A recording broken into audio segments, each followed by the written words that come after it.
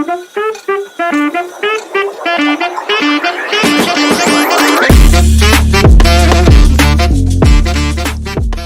And welcome to एडुट।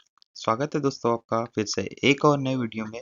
आशा करते हैं आपके प्रीलिम्स एसबीआई क्लर्क के और आने वाली जो पीओ की एसबीआई की एग्ज़ाम है वो भी आप शानदार तरीके से दे चुके होंगे। ये वीडियो जो है दोस्तों बहुत इंपॉर्टेंट होती है। एक सीरियस एस्पिरेंट को इसकी कीमत बहुत अच्छे से पता है। रिजर्व बैंक ऑफ इंडिया पूरे जो साल भर में चर्चा में रहता है, कहीं ना कहीं वहाँ से हमको जो टॉप क्वेश्चंस है हमारे जनरल अवेयरनेस के सेक्शन में वो देखने को मिलते हैं। तो इस वीडियो में हम देखेंगे कि रिजर्व बैंक ऑफ इंडिया साथ में स्टेट बैंक ऑफ इंडिया क्या चर्चा में रहा है और क्या क्वेश्चंस हमें यहाँ पे एक्सपेक्टेड है जो कि यहाँ से आने ही वाले हैं।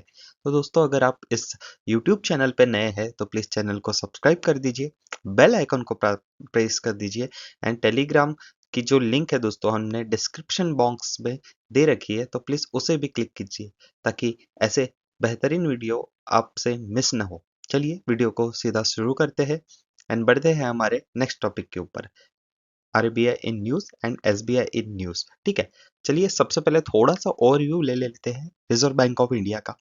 सबसे पहले मैं अगर बात करूं तो फाउंडेशन डे 1 अप्रैल 1935। आरबीआई नेशनलाइज कब हुआ? 1 जनवरी 1949। हेडक्वार्टर कहाँ है? हेडक्वार्टर है मुंबई, महाराष्ट्र।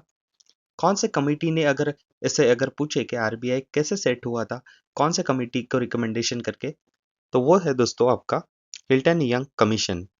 नेक्स्ट अगर मैं बात करूं तो फर्स्ट गवर्नर जो है सर ऑसबॉर्न स्मिथ, जो कि ऑस्ट्रेलिया से बिलोंग करते हैं।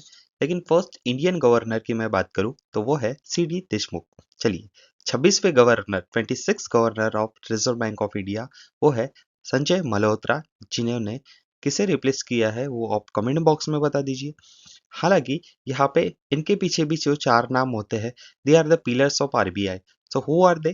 First is deputy chief governor जो है आपके आरबीआई के वो है T Ravishankar, Michael D Patra, M Rajeshwar Rao and Swaminathan Janaki Raman. Okay, चलिए सबसे पहले मैं एक आपका ध्यान इंपॉर्टेंट चीज के ऊपर यहाँ पे डालना चाहूंगा। ये जो चीज है देखो, यूपीआई लाइट एंड आपको एक साधा मोबाइल दिख रहा है दोस्तों। तो यहाँ सिंपल सी बात है, दो इंडिकेशन दिख रहे हैं, एक सिंपल मोबाइल एंड एक एंड्रॉइड मोबाइल। सबसे पहले मैं बात करूं तो यहाँ पे एक फीचर फोन्स के लिए आरबीआई ने यूपीआई 123 की जो ट्रांजेक्शन लिमिट है वो बढ़ा दी गई है, 5,000 से 10,000 कर दी गई है। तो अगर आपको प्रश्न पूछे यूपीआई 123 पे में रिजर्व बैंक ऑफ इंडिया ने लिमिट कितने से कितने तक बढ़ाई है, तो आपका सही उत्तर होना चाहिए 10,000 फ्रॉम 5,000। नेक्स्ट आपके फ़ोन में हम पेटीएम चलाते हैं, गूगल पे चलाते हैं, फ़ोन पे चलाते हैं, ऑल टाइप्स ऑफ। तो उसमें यूपीआई लाइट का एक वैलेट का अमाउंट यहाँ पे आप हमें ऑप्शन में दिखने को मिलता है। ठीक है, तो वहाँ पे हम अपने ना 2,000 तक पहले पैसे जमा रखते थे, लेकिन अभी उसकी लिमिट हमें 5,000 तक बढ़ा दी गई है। ठीक है, और पर ट्रांजेक्शन लिमिट कितनी है? पहले 500 थी, अब हम पर तो ट्रांजेक्शन है दोस्तों वो कर सकते हैं 1,000। तो ये बहुत इंपॉर्टेंट है रिजर्व बैंक ऑफ इंडिया की तरफ से। चलिए नेक्स्ट क्वेश्चन देखते, नेक्स्ट हम देखते हैं।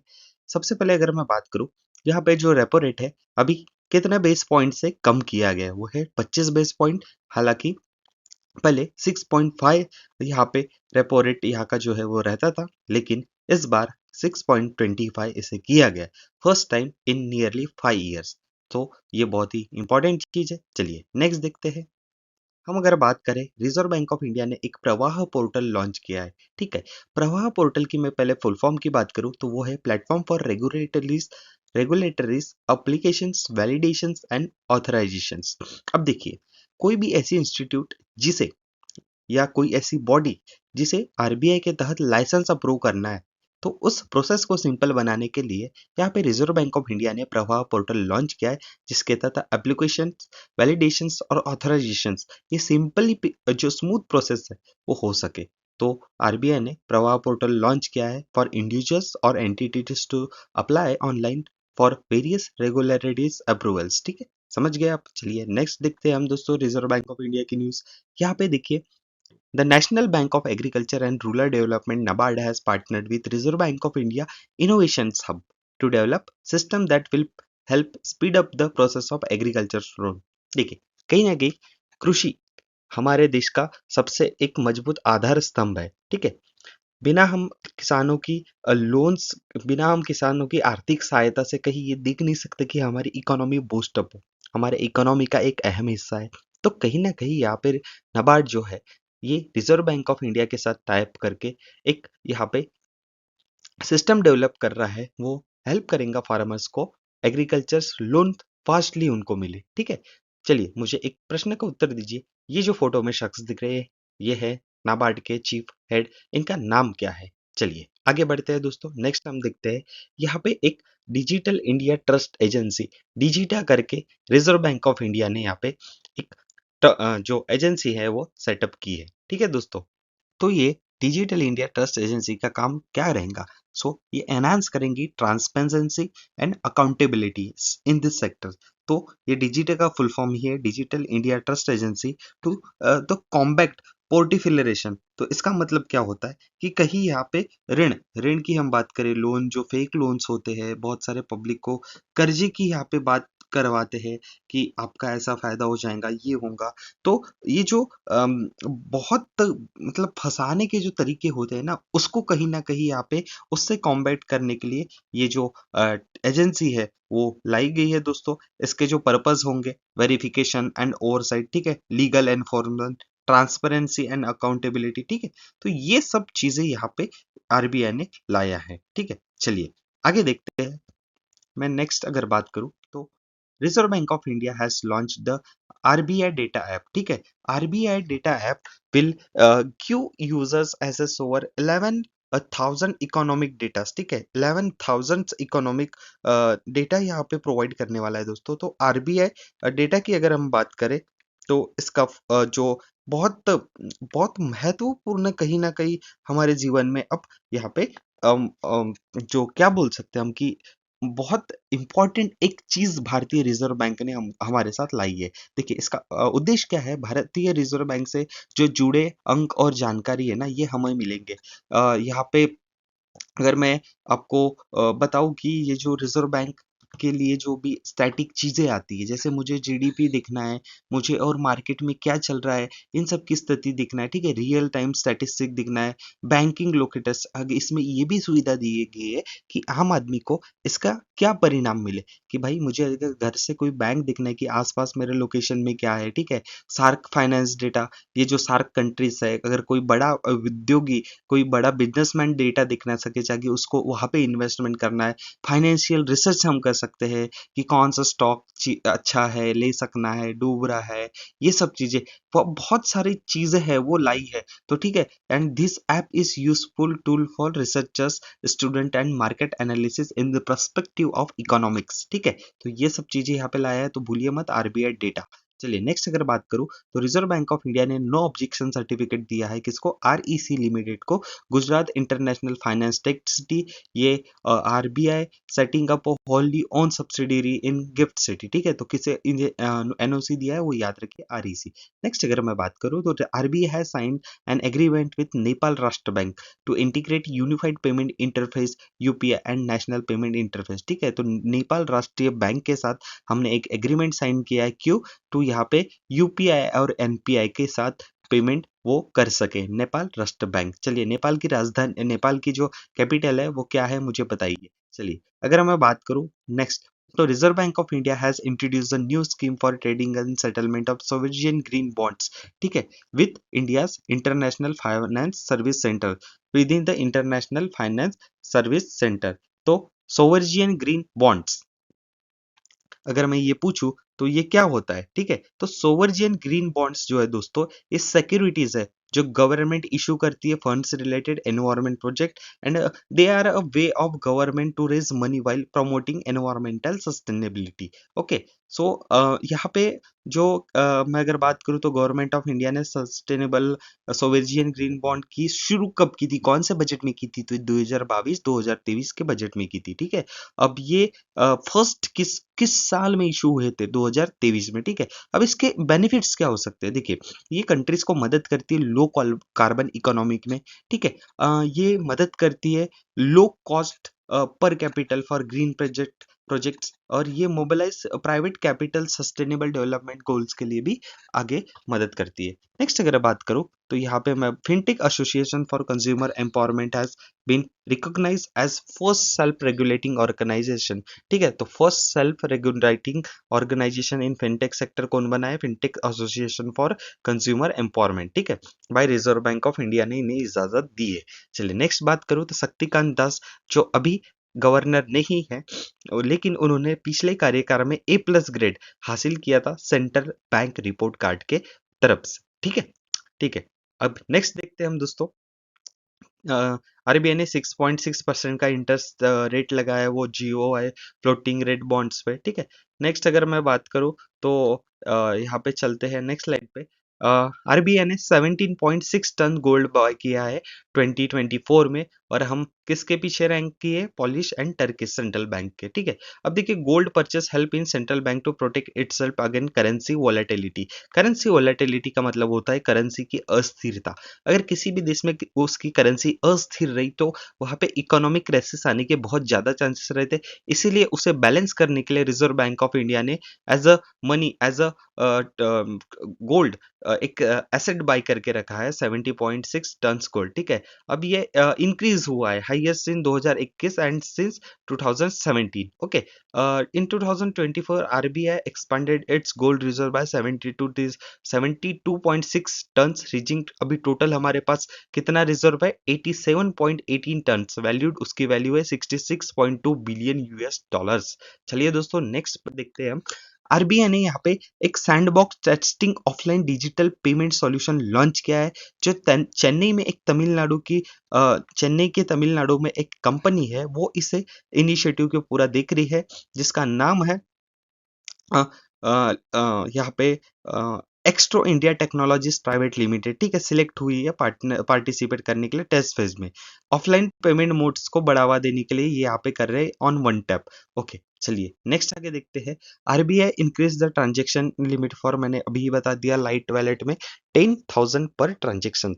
RBI set new upper limit of 5 lakhs of tax payment through a UPI. ठीक है, यूपीआई से आप 5 लाख तक का अभी आप टैक्स पेमेंट कर सकते हैं। ठीक है, नेक्स्ट अगर बात करूं, सॉरी, नेक्स्ट अगर बात करूं तो आरबीआई और monetary authority of Maldives, RBI and Maldives की यहाँ पे बात करें तो currency have swap agreement worth, कितनी करेंसी का स्वैप यहाँ पे स्वैपिंग हो रहा है? वो 4,000 million US dollars under the SAARC currency swap framework. ठीक है, फॉर 2024 एंड 27। चलिए नेक्स्ट हम आगे बढ़ते हैं दोस्तों। नेक्स्ट बात करें तो यहाँ पे हम देख सकते हैं, RBI announce a committee on benchmarking statistics under chairmanship of, किसके under? Doctor Michael D Patra. Okay, next देखते हैं दोस्तों। चलिए, RBI launch RBI 90 quiz for under graduate student with 10 lakh award for national first prize. ठीक है, तो यहाँ पे कौन सा अवार्ड किसके लिए लाया गया? अंडर ग्रेजुएट स्टूडेंट्स के लिए 10 लाख का अवार्ड आरबीआई 90 क्विज के लिए। ओके, ठीक है, RBI plan to launch ULI unified lending interface digital platform for frictionless credit processing. Frictionless credit processing के लिए यहाँ पे एक प्लेटफॉर्म लॉन्च किया गया है, उसका नाम है यूएलआई यूनिफाइड लैंडिंग इंटरफेस। चलिए नेक्स्ट अगर मैं बात करूं तो reserve bank of India collaborated with bank for international settlements and central banks for 4 Asian countries on project Nexus. तो प्रोजेक्ट नेक्सस के लिए यह कोलैबोरेशन किन बैंक्स ने किया है? RBI, banks for international settlements, central bank for 4 Asian countries and to for क्यू cross borders payments के लिए। तो उसका प्रोजेक्ट का नाम क्या है? Project nexus. चलिए आगे बात करते हैं। यहाँ पे एक फिनक्वेरी नामक यहाँ पे 2 are exclusive windows exclusive window जो है फिनक्वेरी के लिए लाया गया। अब फिनक्वेरी क्या होता है? देखिए, रिजर्व बैंक ऑफ इंडिया ने exclusive 2 are windows called FinQuery for fintech. देखिए, फिनटेक जो क्लियरिटी एंड डिस्कशन करना चाहते हैं, किससे related? Financial technology related. Direct को किससे बात कर सकेंगे? रिजर्व बैंक ऑफ इंडिया के ऑफिशियल्स से। चलिए नेक्स्ट मैं बात करूं, यहाँ पे एक कमिटी बिठाई गई है सुनील मेहता सर के, सुनील मेहता इनके अंडर एक कमिटी बिठाई गई है, किस चीज के लिए? वो एग्जामिन क्या करेंगी? Fee structure of white label ATMs. Okay, next मैं बात करूँ तो DPI index as per the digital payment index release जो कौन करता है डेटा, वो करता है reserve bank of India. Digital payment across the country register 12.6% on year rise of 31 March 2024। तो इंपॉर्टेंट डेटा है दोस्तों। इसके बाद ये पूछा जा सकता है तो कितना प्रतिशत हमारे देश में डिजिटल पेमेंट बढ़ा है। ठीक है, फाइनेंशियल इंक्लूजन इंडेक्स भी एक बात करें रिजर्व बैंक जो पब्लिश करता है वो 64.2% हमारे मार्च 2024 में दिखा गया। चलिए, नेक्स्ट मैं बात करूं तो ये जो स्लाइड है बहुत इंपॉर्टेंट है, यहाँ पे आपको आर्टिकल्स ध्यान रखना है। देखिए यहाँ पे रिजर्व आरबीआई ने इम्पोज किया था restrictions new India cooperative bank on supervisory concerns. ठीक है, तो यहाँ पे इन्होंने न्यू इंडिया कोऑपरेटिव जो बैंक है वहाँ पे बंदी लाई थी। जो कुछ उनके जो ट्रांजेक्शन्स है, कुछ यहाँ पे उन्हें लोन्स दिए थे वो लिमिट से ज्यादा। ठीक है, तो new India cooperative bank limit from issuing new loans and suspended deposit withdrawals at middle supervisory concern about financial position. ठीक है, तो यहाँ पे registers where issue by RBI under restrictions कौन से आर्टिकल के अंदर लाए गए थे? Section 35A of banking regulation act 1949 to protect the interest of deposit. ठीक है, तो जो भी डिपॉजिटर्स है उनके इंटरेस्ट को यहाँ पे बचाने के लिए इस सेक्शन के तहत और इस एक्ट के तहत यहाँ पे उसके ऊपर इम्पोजमेंट लाया गया था। मैं अगर बात करूँ तो क्या होता है कि देखिए, कोई भी अगर बैंक है उसमें आपके अगर 10 लाख रुपए है और वो बैंक डूब जाती है दोस्तों, तो आपको कहीं ना कहीं उसका मुआवजा मिलना चाहिए। पहले ऐसा नहीं होता था। अभी क्या हुआ कि एक एक्ट है डीआईसीजी एक्ट 1961, उसके तहत क्या है, आपको 5 लाख रुपए का आपके पैसे के ऊपर इंश्योरेंस क्रेडिट गारंटी मिलेगा। तो आरबीआई ने इन्फॉर्म किया कि जो एलिजिबल डिपॉजिटर है विल रिसीव अ डिपॉजिट, देखिए deposit insurance claim up to 5 lakh for their deposit from deposit insurance credit guarantee corporation. ये रिजर्व बैंक की एक सब्सिडरी बॉडी है जो ये देखती है कि जो भी यहाँ पे कंज्यूमर्स है उसको अफेक्ट ना मिले। चलिए, नेक्स्ट अगर मैं बात करूँ तो एसबीआई की एक छोटी सी इंफॉर्मेशन। फाउंडेशन हुआ था 1 जुलाई 1955। चेयरमैन है चेल्ला श्रीनिवास शेट्टी। हेडक्वार्टर है मुंबई महाराष्ट्र। टैगलाइन इसकी है स्टेट बैंक ऑफ इंडिया, जो pure banking nothing else with you all the way, a bank of common man, banker to every nation, nation bank on us. चलिए, आगे मैं बात करूं तो national payment corporation of India NPCI बहुत news में रहता है। तो उसके ऊपर अगर बात करूं 2008 में रिजर्व बैंक ऑफ इंडिया और इंडियन बैंक एसोसिएशन से मिलके एक बॉडी तैयार हुई थी जिसका नाम है एनपीसीआई। ओके, एनपीसीआई की बात करूं तो एनपीसीआई ने ट्रिनिडाद एंड टोबैगो इस कंट्रीज के साथ ministry of transformation in company in ministries के साथ एनपीआई ने यहाँ पे रियल टाइम पेमेंट प्लेटफॉर्म का एमओयू साइन किया है, याद रखिए। ठीक है, next NPCI international payment limited और एनआईपीएल जो इनका नाम है इंटरनेशनल पेमेंट लिमिटेड और एनपीसीआई ने एक एमओयू साइन किया है with e government Jamaica South Africa to help Jamaica adopt India's UPI technology. तो दोस्तों कहीं ना कहीं हमारी यूपीआई टेक्नोलॉजी बहुत सारे देशों ने यहाँ पे अडॉप्ट की है। तो वो भी बहुत पूछता है कि कौन से देश के साथ हमारी recent UPI technology India share कर रहा है। ठीक है, तो it is a very good question. ये आपको बहुत अच्छे अच्छे क्वेश्चन देखने को मिल रहे हैं। अगर आप इस चैनल पर नए हो दोस्तों तो प्लीज़ वीडियो को लाइक कीजिए एंड चैनल को सब्सक्राइब कीजिए, ताकि ऐसे ही वीडियो हम लाते रहे और हमें मोटिवेशन मिलते रहे। So again talking about new UPI MoUs between India and other countries. Okay, तो मैं अगर बात करूं सॉरी, तो अगर मैं बात करूं दोस्तों तो बहुत सारे मेमोरेंडम्स हम यूपीआई से रिलेटेड यहाँ पे उनसे शेयर करते हैं। तो मालदीव्स हो गया अगस्त 2024 में, फरवरी में मॉरिशस हो गया, गयाना हो गया, जो अरब मॉनेटरी फंड हो गया उनके साथ हमने लिक्विड ग्रुप। तो ऐसे हम एनआईपीएल इनके साथ मैं बात करूं तो यूपीआई सर्कल की बात करूं तो NPCI introduce BP for Business. National Payment Corporation of India has announced the introduction of BBPS for Business, where BBPS stand for Bharat bill pay system. तो इनके साथ भी एक एमओयू यहाँ पे साइन हुआ है। नेक्स्ट मैं बात करूँ दोस्तों तो सॉरी ओके, नेक्स्ट मैं बात करूँ तो एक रैंसमवेयर अटैक हुआ है। ठीक है, तो first of all what is the ransomware? तो रैंसमवेयर की अगर मैं बात करूँ तो ये टाइप ऑफ एक मालवेयर सॉफ्टवेयर है that block access to computer system until some, जो आपको कुछ पैसे देके आपको आपकी जो कंपनी है या उसके जो कंप्यूटर से वो छुड़ाना पड़ता है, ठीक है। ये कोई बहुत घातक चीज है। तो एक अटैक हुआ था, C Edge technologies limited has potentially become and been compromise for ransomware attack, ठीक है। तो कौन से कंपनी के ऊपर हुआ था? ये हुआ था C H company technologies. Next मैं बात करूं तो NPCI launch UPI one world wallet for tourist. तो हमारे देश में बाहर से आने वाले जितने भी टूरिस्ट है उनको एक पेमेंट का साधन मिले इजीली उनकी पेमेंट से, उसके लिए यूपीआई वन वर्ल्ड यहाँ पे लॉन्च किया गया है, वो एनपीसीआई कॉर्पोरेशन ने लॉन्च किया है। चलिए नेक्स्ट मैं बात करूं दोस्तों, चलिए नेक्स्ट मैं अगर बात करूं तो एनपीसीआई कोलैबोरेट्स विद आईआईएससी।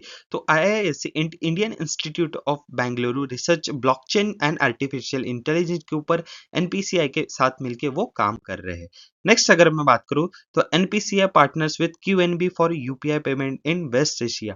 तो वेस्ट एशिया में भी जो कतर नेशनल बैंक है उसके साथ ये QR code based UPI payments launch कर रहे हैं अक्रॉस वेस्ट इंडिया। चलिए नेक्स्ट अगर बात करूं एनपीसीआई की तो वो Bharat interface money Bhim as Holi own subsidy known as NPCI Bhim services limited with Lalita Nataraj. उनके सीईओ कौन अपॉइंटमेंट हुए? वो है ललिता नटराज। चलिए आगे मैं बात करूं दोस्तों तो नेपाल और India UPI transaction via phone पे। तो एनपीसीआई जो है और नेपाल यूपीआई ट्रांजैक्शन जो है वो पार्टनर कर रहे हैं फोन पे पेमेंट सर्विसेज के साथ। क्यों? अक्रॉस बॉर्डर जो भी पेमेंट होंगे ये फोन पे एक प्लेटफॉर्म के तहत होने वाले हैं। तो अगर पूछे कि फोन पे की जो अक्रॉस बॉर्डर डील हुई है, एमओयूएस हुई है, वो किसने साइन किया है? तो इंडिया एंड नेपाल। नेक्स्ट मैं बात करूं तो पिछले साल आईपीएल में 2014 में link it forget it RuPay campaign launch किया गया था। तो पूछ सकता है क्यों? To promote use of credit card on UPI platform.